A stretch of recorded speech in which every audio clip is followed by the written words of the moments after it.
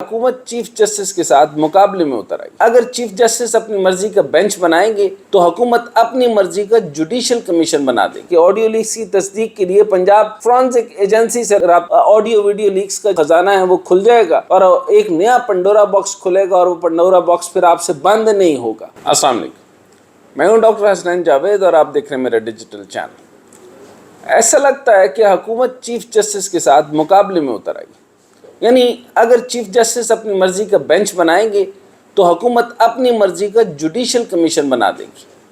Audio leaks کے معاملے پر وفاقی حکومت نے 3 رکنی جوڈیشل کمیشن تشکیل دیا ہے اور سپریم کورٹ کے سینئر ترین جج جسٹس قاضی فائز عیسیٰ کی سربراہی میں قائم کمیشن میں بلوچستان ہائی کورٹ اور اسلام آباد ہائی کورٹ کے چیف جسٹس کو شامل کیا گیا ہے اور جوڈیشل کمیشن نے کام بھی شروع کر دیا اور کمیشن نے کارروائی پبلک کرنے کا بھی اعلان کیا۔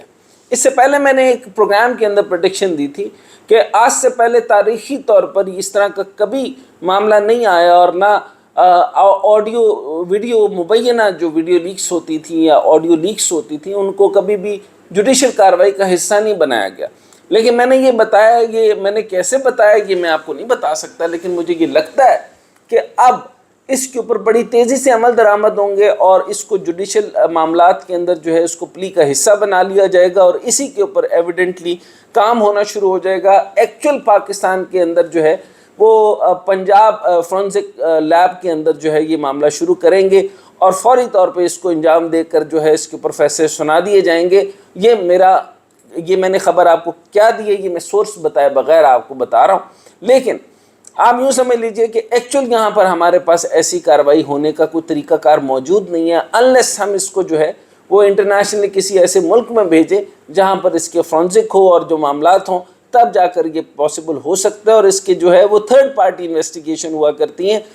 اس کے اندر 2 پارٹیز کے اندر جو ہے وہ معاملات ڈسکس ہو نہیں سکتے۔ بہرحال آپ deep fake technology 5th generation کے اندر میں نے اس کی 18 ٹائپس آلریڈی میں نے بیان کی ہوئی ہیں کہ ڈیپ فیک ہوتے ہیں، باقی چیزیں بھی ہوتے ہیں۔ اب وہ مبینہ طور پہ جو چیزیں لیک ہوتی ہیں وہ کس طریقے سے ہوتی ہیں، اب اس کے اندر سورس کو پبلک کیسے کرنا ہے، بہرحال یہ ان قریب جو ہے نا وہ پبلک ہوں گی۔ اب وہ کیسے ہوں گی؟ جوڈیشل کمیشن کا کہنا تھا کہ کوئی حساس معاملہ سامنے آیا تو ان کیمرہ کارروائی کی درخواست کا جائزہ لیں گے۔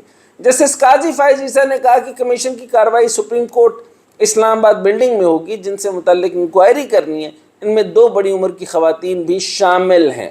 اگر درخواست آئی تو کمیشن کارروائی کے لیے لاہور بھی جا سکتا ہے۔ اب آپ کو اس سے آپ کو آئیڈیا ہوگا کہ میری گفتگو ٹھیک تھی اور میری نشاندہی بھی ٹھیک تھی اور یہ 2 بڑی عمر کی خواتین کے خلاف فیصلہ بھی آ جائے گا۔ میں بھی لفظ مبینہ طور پر استعمال کر دیتا ہوں اگر ہم نے عدالتی معاملات کے ساتھ ان کی عدالتی گفتگو کرنی ہے تو۔ بہرحال جسٹس قاضی فائز عیسیٰ کا کہنا تھا کہ کمیشن صرف حقائق کے تعین کے لیے قائم کیا گیا۔ سپریم جوڈیشل کونسل کے دائرہ اختیار میں مداخلت نہیں ہوگی۔ تمام گواہوں کی نہ صرف عزت کریں گے بلکہ جواب میں عزت کی توقع بھی کرتے ہیں۔ کمیشن کو اختیارات ہیں کہ تعاون نہ کرنے والوں کے سمن جاری کر سکے۔ کمیشن صرف نوٹس جاری کرے گا اور کوشش ہوگی کسی کے سمن جاری نہ ہوں۔ لیکن اب سوال یہ کھڑا ہو گیا کہ کہیں یہ جوڈیشل کمیشن خود ہی حکومت کے گلے نہ پڑ جائے، کیونکہ توشہ خانہ کی طرح پھر معاملہ آڈیو لیکس تک محدود نہیں رہے گا۔ آڈیو لیکس اگر کھلی تو یہ بات کہاں تک دور تلک جائے گی اور دور تلک جاتے جاتے تمام آڈیو ویڈیو لیکس کا جو خزانہ ہے وہ کھل جائے گا اور ایک نیا پنڈورا باکس کھلے گا اور وہ پنڈورا باکس پھر آپ سے بند نہیں ہوگا۔ اور معاملہ میں نے جس طریقے سے پہلے کہا کہ جس طریقے سے جب اشاعیہ دیا تھا چیف جسٹس آف پاکستان نے تو 14 ججز تشریف لائے تھے اور جسٹس قاضی فائز عیسیٰ صاحب تشریف نہیں لائے تھے۔ یہ ایک الگ سی ڈیوائڈ نظر آ رہی ہے، یعنی 14-1 کا جو ہے وہ ریشو جو ہے وہ سمجھ نہیں آ رہی ہے۔ اب ان کی سربراہی کے اندر اس موقع پر اس ٹائمنگ کے اوپر ان سارے معاملات کو کھولنا اور خاص طور پہ جو ہے ان کا اشارہ کرنا کہ 2 معمر عورتیں جو ہیں وہ ان کے اوپر جو ہے وہ ٹارگٹ کیا جائے گا یا ان کا معاملہ فوری طور پہ دیکھا جائے گا اور دیکھتے ہیں کہ اس میں سے کیا نکلتا ہے۔ تو مجھے جو لگ رہا ہے کہ یہ بڑا ٹارگٹڈ سا معاملہ ہے اور یہ اب کس نہج پر پہنچے گا اور کس رستے پہ جائے گا اور کس طرف جائے گا، لیکن توشہ خانہ کی طرح پھر سارے کم از کم اگر معاملہ کھولا گیا یا نہ کھولا گیا لیکن ساروں کا سارا پنڈورا باکس ضرور کھلے گا۔ بہرحال ان آڈیو لیکس تک جو معاملہ ہے جن کا ذکر حکومت نے کیا، بلکہ کہیں بات یہ آف کورس دور تک تو جانی ہے، لیکن اس سے پہلے کہ کمیشن اپنا کام شروع کرے اسے سپریم کورٹ میں چیلنج بھی کر دیا گیا، جو کہ بڑا امپورٹنٹ تھا۔ چیف جسٹس کی اجازت کے بغیر جوڈیشل کمیشن کی تشکیل نہیں ہو سکتی، یہ میرا پہلا پوائنٹ ابھی میں نے آپ کے سامنے دیا ہے۔ چیف جسٹس کی اجازت کے بغیر جوڈیشل کمیشن کی تشکیل نہیں ہو سکتی اور اس کے لیے کسی جج کو بھی نامزد نہیں کیا جا سکتا۔ سپریم کورٹ کے کسی جج کے خلاف تحقیقات یا کارروائی کا فورم صرف سپریم جوڈیشل کونسل ہے۔ اسی حکومت کی ناک کے نیچے آڈیو ٹیپ ہوتی رہی اور یہ بھی تحقیقات عمل میں شامل کیا جائے کہ کس نے یہ ویڈیو ٹیپ کی۔ سپریم کورٹ اپنا 1999 کی ججمنٹ کو فالو کرتے ہوئے کمیشن بنانے کا حکم دے جو آڈیو لیکس کی منصفانہ اور شفاف تحقیقات کرے، جبکہ اس جوڈیشل کمیشن کے قیام کی نوٹیفیکیشن کو کالعدم قرار دیا جائے۔ یہ ہے وہ درخواست جو چیئرمین تحریک انصاف کی چیئرمین عمران خان نے آڈیو لیکس پر قائم کمیشن کو چیلنج کرنے کے لیے سپریم کورٹ میں جمع کروائی۔ اب یہ کلیش آف ٹائٹن کب تک چلتا ہے اور اس کے نتائج کیا نکلتے ہیں، تو یہ سیزن تو ابھی شروع ہوا ہے، اب یہ سیزن کب ختم ہوگا، اس کی اقساط کتنی رہ گئیں، کتنے سیزن مزید بنیں گے، یہ ہمیں دیکھنا پڑے گا۔ لیکن یہ آڈیو ویڈیو لیکس کا جو قصہ ہے یہ بڑا نقصان دہ ہے اور یہ بڑا معاملہ خراب ہے۔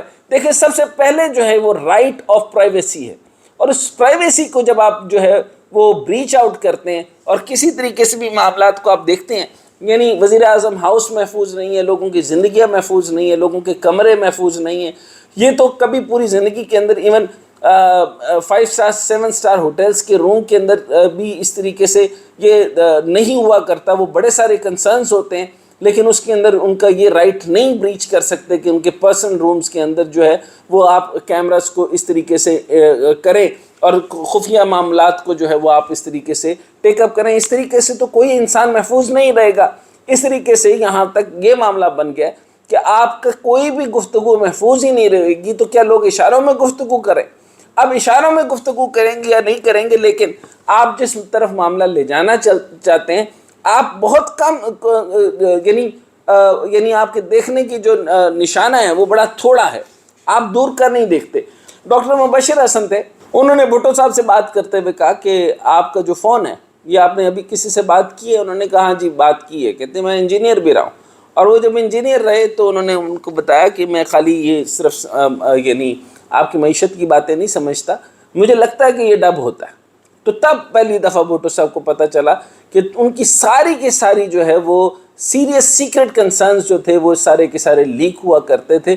اور پھر اس طریقے سے میں پھر یہ بھی بتاتا چلوں کہ اگر قصہ چلے گا تو پھر ابھی تک وہ ریکارڈنگز موجود ہیں، پھر اس سے پتہ بھی یہ بھی چلے گا کہ وہ بنگال کا قصہ کس طرح شروع ہوا تھا، باقی معاملات کیسے چلے تھے، فلاں سے فلاں کیسا ہوا تھا، کس نے کس کا قصہ شروع کیا تھا، ان میں درمیان میں کون تھا، if I am assassinated کہاں سے شروع ہوا تھا۔ بہت ساری باتیں ریکارڈ پر ہیں، اور آڈیو لیک ویڈیو لیک کا قصہ نہ شروع کیا جائے تو بہتر ہے۔ تو اگر یہ کھل گیا تو خان صاحب کا جو ہونا ہے سو وہ تو ہو گیا، جو آپ کر سکتے تھے وہ کر چکے، لیکن آپ لوگوں کے بھی گھر نہیں بچیں گے، یہ سب کے سب جل جائیں گے۔